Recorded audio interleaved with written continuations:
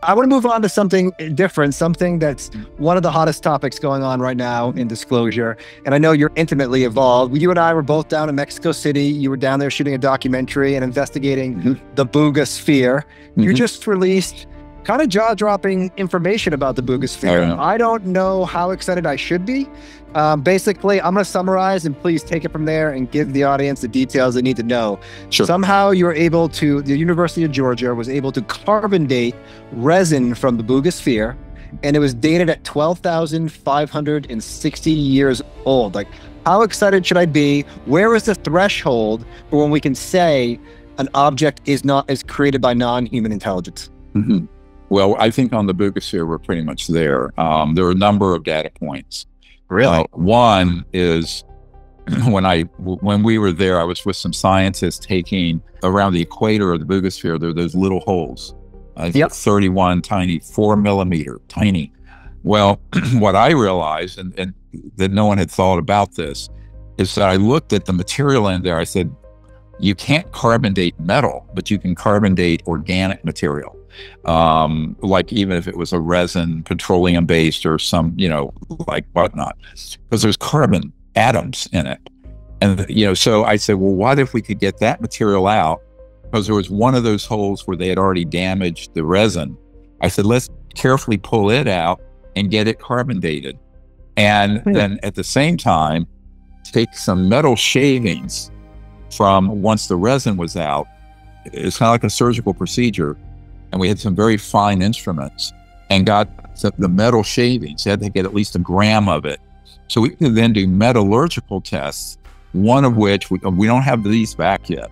Those are pending. I think by the time I'm with you guys in November, we'll have these results, which could be quite interesting. Oh, that is so fascinating. And what those will tell us, we hope, one of the tests we're doing is a gamma ray emission test from the metal, which could possibly tell us whether the metal originated from the Earth's crust or outer space.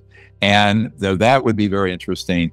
But we're also going to try to put together what the alloy is. We know there's aluminum and some others, but we're doing a very high-tech, very expensive.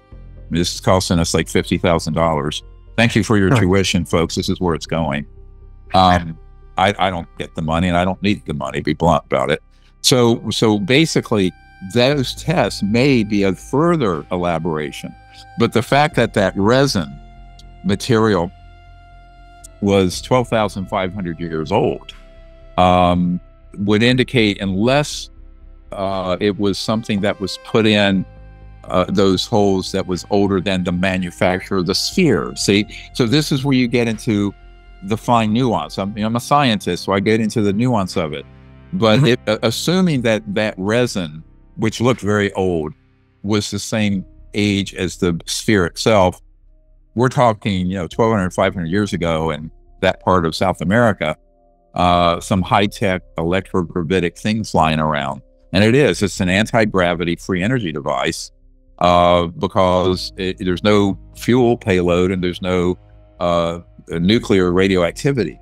There's electromagnetic fields and radiation coming from it, but none of the ionizing radiation that you get from energy from a small nuclear reactor, because that would be a Geiger counter, go off the scale. So we know it's not nuclear. We know it's not oil, gas, coal, jet, and it was flying around and spinning. So it's an extraordinary development. And now that you say, well, it's 12,500 years old, perhaps it's older. The metal, the sphere itself, perhaps that resin was replaced. So maybe it dates back even older. But you cannot, unfortunately, unless you got on the inside and saw if there was other material that was like the resin that had carbon in it, the best dating we're going to get right now without getting all the way into the center of the sphere. And I've seen the CAT scans of the interior, and I have a plan of how to get in there without damaging the sphere or cracking it open. But I won't bore you. Yeah, that's everyone's big criticism. Like, why don't you just break it open and tell the world? No, because no, that's stupid. No offense, whoever said that is idiotic. You don't take something and damage it, because even though it isn't flying now, because it hit that high voltage line and probably shorted out a lot of its circuitry, if you were to do that, you could irreparably damage what part of it is still functioning. So, you want to be careful with this. You want to do it as non-invasively, to use a medical term, as possible. So one of the things I've suggested is that there are two of those little holes around the equator that communicate all the way through the thickness of the metal, where if you took the resin out, you could go all the way through, make the hole a little bigger, and get a fiber optic scope in there, like you use for medicine or robotic surgery in medicine, and have a camera externally to put it on a big screen. And we might see some structures in there that then subsequently we could get more data on, or even get another carbon-14 test from inside the sphere, as opposed to these little tiny holes on the outside. So, I mean, I think there's a lot more to be done. Jaime Maussan has that object, not me, but I'm advising him on what their team could do. The next step of tests that I think they ought to be doing scientifically. But you're already there. You're saying you're already at a point where you think it's most likely non-human intelligence created, or do you need more data at this point? No, you're saying we're already kind of there. More data. Well, it's either non-human created, or it was a very advanced human-based civilization that had contact with ETs. Now, remember, a long time ago. Okay. Yeah. So let me tell your listeners a little interesting debriefing I had near Huntsville, Alabama, where the Marshall Space Flight Center is, and the Redstone Arsenal. There's a scientist there I know. About maybe 10, 15 years ago, I was down there in his skiff, a secure compartment information facility. It's, a secure, electronically sealed facility. And this guy worked for the CIA, but via a contractor. And periodically, things would be brought to him, ancient, like a piece of technology, but that was hundreds of thousands of years old. And he says some of them were from Earth-based civilizations that we have virtually no record of, and some were extraterrestrial civilizations. So now you get into, with the Buga Sphere, it's old. It's definitely not of a modern make and era. The symbols on it, we've just found out, are a type of proto-Sanskrit. You may have heard this or not. This is a big breaking story in the last few days. No, I haven't. Oh, that's boy. Incredible. Well, this is why everyone stop and listen. At the Gaia Sphere, I'm going to go a deep dive into Sanskrit, the Vedas, the science of consciousness, and that interface with interstellar technologies and contact. There is an interface there, and I know it. I've known it since I was 18, and we're going to talk about it. The Buga Sphere seems to have two different linguistic specialists in the past week in Europe have found that those symbols are from a proto-Sanskrit, an earlier than modern-day Sanskrit language, but related to Sanskrit. And I think it's very likely that the science of consciousness in Vedas and Sanskrit and proto-Sanskrit came from another star system. I've always felt that was the case. It's why I became a meditation teacher after I had my onboard and became, I learned the Vedas. Very familiar, and learned Sanskrit, and I still teach people Sanskrit, mantras and chanting and all that. But I think that there is a nexus where this very high-tech aspect of it comes together with ancient Sanskrit and ancient science of consciousness, because the Vedas are the best repository of that knowledge that we have. And, it precedes Christianity, Buddhism, Hinduism. A lot of people think that the Vedas are, same as Hinduism and Buddha. I said, no, those were way later, way later. So Sanskrit and the Vedas or a body of knowledge that predate any organized religion on the planet. Another fact, and I'm going to do a Sanskrit puja and meditation for everyone at the Gaia Sphere. And then I'm going to connect these dots that we're learning about the Buga Sphere at the Gaia Sphere. Oh, that's fun. Anyway, but I will go through this for people. It'll be a lot. I'm afraid it'll be a lot for folks to take in 2 days, but we're also going to have a little fundraiser for disclosure that Friday night in Boulder. People can come. You can find out about it at drstevengreer.com, because here's one of the things we're having the fun. We're funding all this research But all these whistleblowers that come to Washington, we pay for their airfare, hotel, security, everything. So there's no one picking up that tab. Congress doesn't pay for it. We pay for it. So, I mean, Dr. Greer, just personally, thank you for everything you've done over the years. I've been following you since 2001. I don't think I caught the press conference live, but after that, you changed my whole perspective on the whole threat-based narrative of ETs and abduction and all that. So I appreciate the work you're doing. I personally interviewed the gentleman who picked it up after it landed, and the subsequent engineer that had it for about 30 days there in college. Jose and David, I think are their names. Jose and David. And I spent a fair amount of time with them. And what's interesting is that, you know, when they first picked it up, it weighed about 2 kilograms. Now it's 10 kilograms. Right. And I was talking to the scientists that work with Jaime Maussan, and they couldn't make it. I said, no, this is the essence of what's called mass cancellation.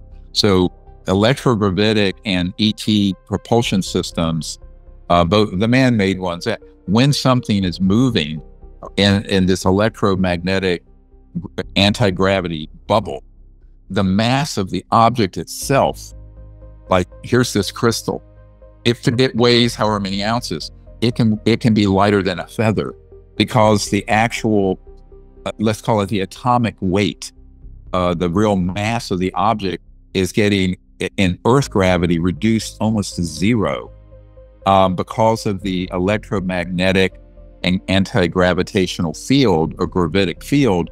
And I'm not going to get into the physics of it. We understand the physics of it. But when I heard that about the Buga Sphere, I said, now we have something very significant, because it meant that it wasn't just having a spinning effect. It actually was becoming more and more massless. Just so you know, mass is what something weighs even out in space. Weight is what it weighs in one gravitational force of the Earth. I know it's a physics thing, but, you know, so go kill me. I'm a scientist. So anyway, but that's important to realize. So when this thing went from 2 kilograms, and when I held it and picked it up, it was 10, very heavy. That's 22 pounds, right? Over 22 pounds. Now we're finding that this is the case with similar objects, and people, they're mystified by it, but it's because they're not understanding how that technology, the electromagnetic field and anti-gravity technology, literally reduces the mass of something. Now, if it becomes totally massless, it disappears in thin air. That's why they disappear. So if you take that on a spectrum, it can be reduced, and it gets to zero. It vanishes in thin air in front of you. And that, where's it go? It goes, well, we would say it goes transdimensional at that point. It can be, and we're going to get into this. It goes into an area that's between 3-dimensional space-time and other dimensions. So, for example, let's make it very human. You have your body of light, like you have a lucid flying dream or an out-of-body experience. That's a real thing. Now, what is that? There's a science to that, and it's called the astral body. So an ET vehicle can be shifted to where it goes out of 3D into a dimension that is finer, that is closely approximates what we would call the astral, or the body of light, that subtle energy. And it's not going to be visible with the naked eye usually, but sometimes even in that state, it'll be in this dimension a little bit, where you'll just see almost like a light or an like orb. it can peer through and kind of track where it is to see the 3D reality. Okay. Yes. Or all you see with the naked eye might be a sphere or an orb. You know, like in that ET that came in our circle up in Arizona. No, the healer, and the man had lost his hearing. Oh, right. Well, all you saw with the naked eye was a teardrop-shaped red orb, like a teardrop. But with the camera, luckily, there was an instant where eyes didn't pick it up, where the ET fully materialized standing beside this man. And we have that picture. I'm going to show it the Gaia Sphere and go through how that happened. But imagine an entire spacecraft can do that, right? So you may see something that's an orb. If it were to come into full 3D, it could be a 300-foot diameter spacecraft. So this gets into everyone wanting to do CE5 contact needs to understand this and the science behind it, although it gets a bit esoteric, I guess. But I try. Our audience can take it. They can take it. Yeah. Our audience and our audience can take it. Yeah, exactly. And what I want to do is unpack that for people, because it becomes important when you're out doing CE5 under the stars. Not only to be able to distinguish between a man-made and a non-man-made object, but also if it's an ET object, all the different thousands of ways it can appear, and you're just picking up on the ephemeral, the sort of the superficial part of it. Behind it, if you understand the science of this, you're going to realize there's more there than meets our physical eyes. But this then becomes something where very accurate remote viewing capability and consciousness becomes valuable, because then you'll just see an indicator in this dimension, but on channel 1, which is your conscious mind, you can see the whole thing. So that's what we do. Wow, that's so fascinating. I can't wait for you to break that down further on the 8th and 9th coming up, folks. Okay, I have a question. I want to go back a little bit.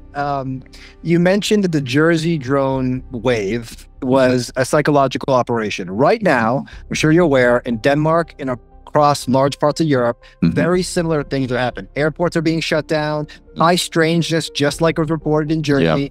Is this the same thing? Is this a psychological operation? Yeah, it's probably related to it, but it may have some. Excuse me. Okay. I think it may have something to do with the Ukraine-Russian war. So there could be some operations trying to sort of mix up the picture over there, but it could be the same sort of operations. So remember, the organization keeping all this secret works globally. I have some special forces guys that have confirmed that these man-made UFOs, triangular ones, have been found operating in Russia. There was one that was downed in northern Iran that had to be blown up. I mean, I can't, I can give you the information. I can't tell you who are these kind of people on my team, right? But so this is a global. I know Americans are very narcissistic and look at it, the whole world is just the 4.5% of the population on Earth. No, it's a big world out there, and it's a bigger universe. So the Disclosure Project has to think globally and universally. So when we gather this sort of information, begin to realize, well, whatever kind of nonsense and deceptive operations have been happening here, there's no reason why they wouldn't be happening in Russia, Europe, China, other places, South America. Like the person who went down there with one of these high techs and ripped off faces, making it look like scary aliens were doing this. So we know how that's done and why they're doing it. And this new drone event, now some of that could well be some operations that are testing European and American response to incursions like that. But I think that may have also been related to the New Jersey, because it isn't just UAP related. It's a geopolitical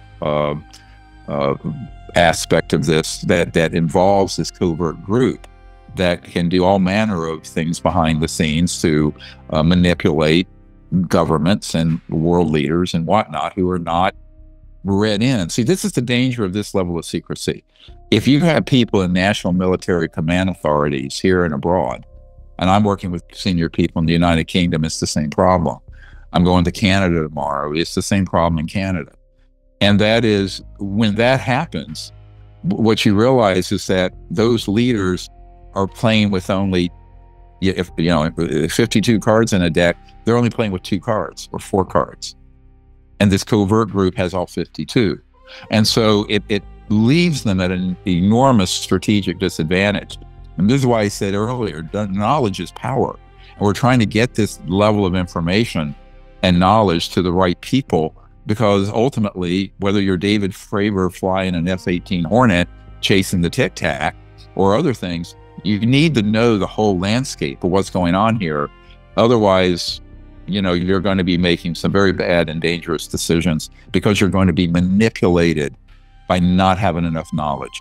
People have got to understand this. I think we're at childhood's end here, where regardless, again, we're nonpartisan.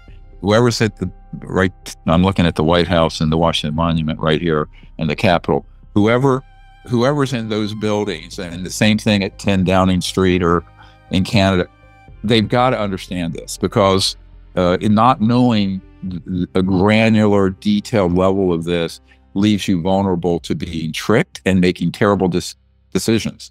And that is how you end up in a war, or how you end up in a catastrophe that would greatly benefit people who like to divide people and keep endless war going. You know, our job is to try to bring in an era of what I call universal peace, where we transition from the current state to not only a stable world that's peaceful, but an interplanetary situation that's peaceful. Now, what these guys eventually want to do is trade the geopolitical wars, make a peaceful world united in an interplanetary conflict. That's been their 70-year plan. And that's 99% of ufology. Unwittingly, usually, are putting out disinformation and false cases they think are real that convince people of the alien threat that Werner von Braun warned us about. So I know this kind of people's brains begin to ache at this point, but you got to understand, the whole psychological warfare nexus around this that evolved from the 40s and 50s onward. And I have to say, they're very, very good at what they do, which is quite evil. They're good at being evil, but we have to be good at I always say, they own this darkness. We got to own the light. We got to own the truth. We got to own and also we need to articulate, and this is the punchline, we have to articulate a path forward where all this comes out, the safe technologies to disclose are put into action very quickly, and we create a world where we actually are making peaceful, open contact with these other civilizations, because they want that if we would do it in a way that wasn't based on a military response. And think about this. Let's step into the shoes of a being from another star system.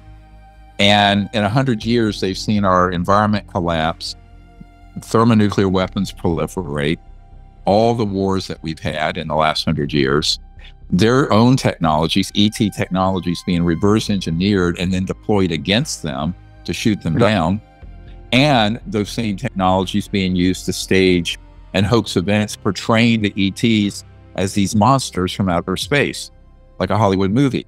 So they're watching this, and where do we end up? Well, it's like that old Chinese proverb, unless we change directions, we're likely to end up where we're headed. So we got to change course, and we got to do it quickly.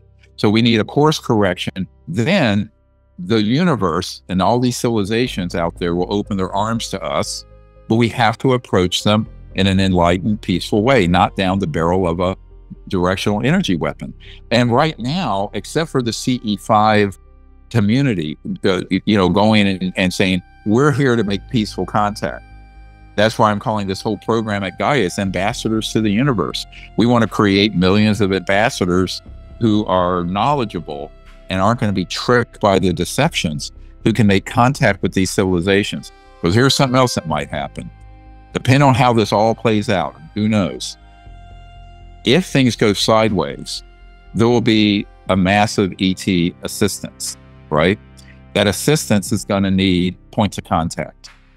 Guess who that's going to be? You and me and the people in the Gaia sphere. Think about it. That's been my plan for 35 years. We're backstopping, okay, because the governments may be completely, the buffoonery I see in government, I don't care, left, right, center, and the cluelessness, there's a clock ticking. And so at some point, that clock, we run the clock out. And we're going to need people who are enlightened, peaceful, who actually know how to discern a staged fake ET thing from a real one, but who will be the points of contact to those civilizations. Who else is going to do it? Your police chief, your mayor, your governor? They don't know anything about this subject. Right. So this is why a whole, large group of people who understand the science of consciousness, contact, CE5 contact, that's really important. It's strategically very important. And I think it's important for the future of humanity and the earth. I love that. So I think we're kind of at the end here, but okay. I want to follow up with one quick question. So what does that look like? So if the ETs have to take over disclosure, What does that look like? Is that open contact with select groups? Is that appearing over major cities? How would they go about that specifically? No, the protocol is, I know what the protocol is, only in a worst case scenario. In other words, if we go to a full geophysical catastrophe or a major thermonuclear launch situation, what have you, then and only then. But the only other situation where there would be that level of it happening overtly, because they want us to learn, they want us to evolve, not be conquered. They're way wiser than we are. Like, we go into Afghanistan thinking we're going to turn it into a Jeffersonian democracy, and 20 years later and trillions of dollars later, it's right back to having a theocracy of the Taliban, right? So they know that external forcing something from one outside culture to another doesn't work.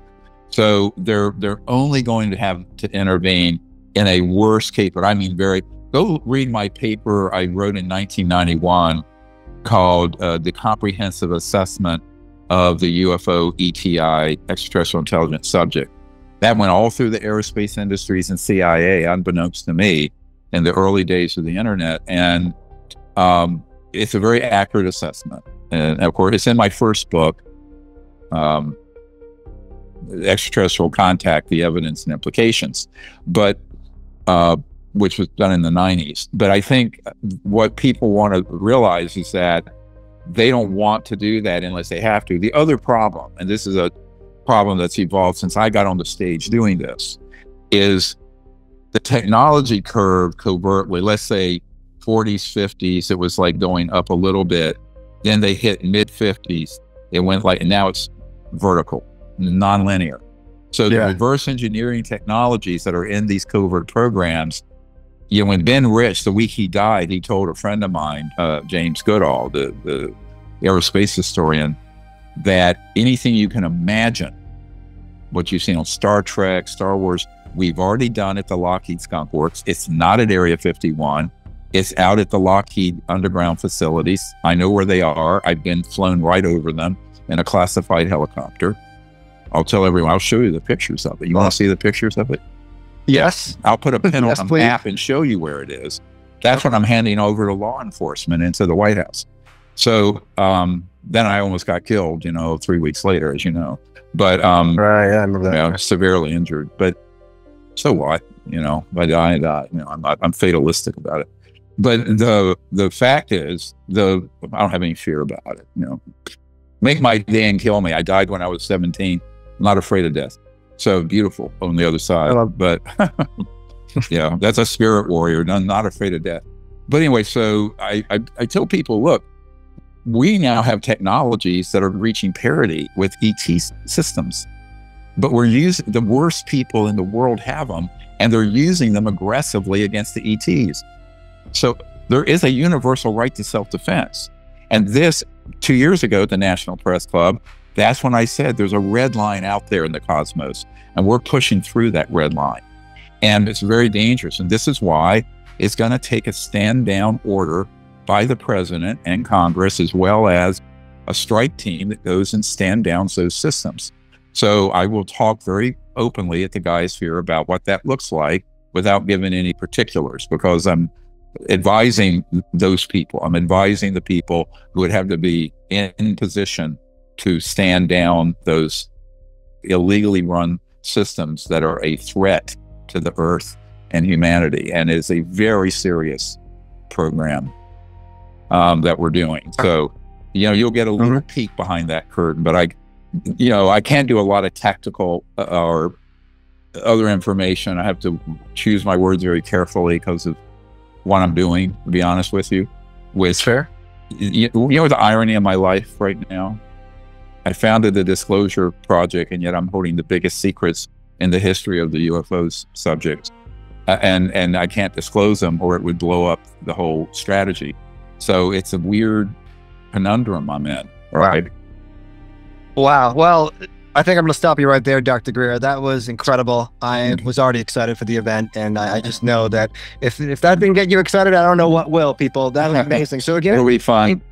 It's going to be awesome. I went to the Yeah. last one and it was incredible. So November 8th and 9th is the Gaia Sphere event. It's called UAP Disclosure and CE5 ET Contact with Dr. Stephen Greer. Today is the last day. You can get the early bird special. Please check out the link in the description below. Dr. Greer, it's always a pleasure. I could talk to you all day, but I know your time is precious. So I'll see you in a couple months. Great. Good seeing you again. Thank you. If you enjoyed this video, make sure to check out the next one right here on the Best of Dr. Stephen Greer.